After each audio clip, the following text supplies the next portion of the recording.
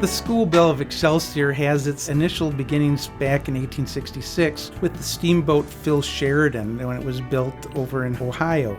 In 1882, James J. Hill brought that bell to Lake Minnetonka on top of the Bell of Minnetonka. Following the demise of the Bell of Minnetonka, the bell was transferred to the steamboat City of St. Louis. In the winter of 1898 and 1899, the steamboat City of St. Louis was dismantled and everything sold for scrap that could be, including the bell.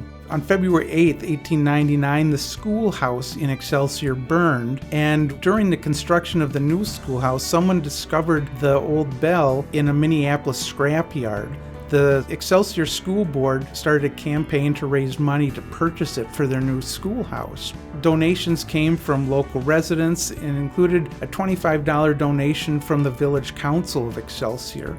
And with the $200 that it gathered, the school board purchased the bell and placed it in the belfry of the new building. It sat up there for 62 years until they realized this 800-pound bell might not be safe in the deteriorating rafters of the belfry, and they removed the bell.